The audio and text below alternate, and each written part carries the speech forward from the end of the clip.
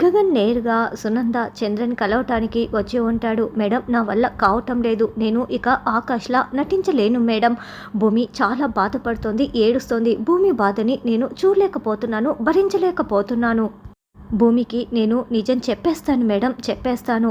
భూమి ఏడుస్తూ ఉంటే నేను చూడలేను మేడం, చూడలేను అని గగన్ చెప్తుంటే హాస్పిటల్లో కుప్పకూలి ఏడుస్తున్న భూమిని చూపిస్తూ ఉంటారు.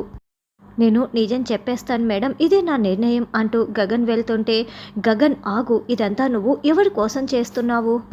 భూమి కోసం కాదా? భూమి బాగుండడం కోసమే కదా నువ్వు ఇదంతా చేస్తున్నావు? లైఫ్ టైం హ్యాపీగా ఉండటానికి కొన్ని రోజులు బాధపడుతూ ఉండటం ఓకేనా? కొన్ని రోజులు సంతోషంగా ఉండి లైఫ్ టైం బాధపడడం ఓకేనా? నువ్వు భూమి బాధపడుతోందని ఆలోచించటం పక్కన పెట్టి, ఆ శరత్చంద్ర నిన్ను ఆకాష్లా నమ్మేలా చేయటానికి ఏం చేయాలో దాని గురించి ఆలోచించు గగన్. లైఫ్ టైం మీరిద్దరూ సంతోషంగా ఉండాలంటే ఖచ్చితంగా ఆ శరత్చంద్ర నిన్ను ఆకాష్ అని నమ్మాలి. నువ్వు దాని గురించి మాత్రమే ఆలోచించు అని సునంద చెప్తూ ఉంటుంది. కానీ తనని బాధపెట్టి చేయాల్సిన అవసరమే లేదనిపిస్తోంది మేడం నాకు. అలా భూమిని బాధపెట్టి సాధించేది ఏదీ లేదనిపిస్తోంది, ఆ అవసరమే లేదనిపిస్తోంది అని గగన్ తన నిర్ణయాన్ని చెప్పేసి వెళ్తూ ఉంటాడు. గగన్ ఆగు ఆగు అని సునంద పిలుస్తున్నా కూడా గగన్ వెళ్ళిపోతాడు.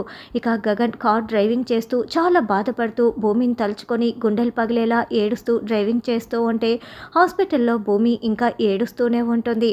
అసలు గగన్ ఇదంతా ఎందుకు చేస్తున్నాడు అన్నది రానున్న ఎపిసోడ్లో తెలుసుకుందాం.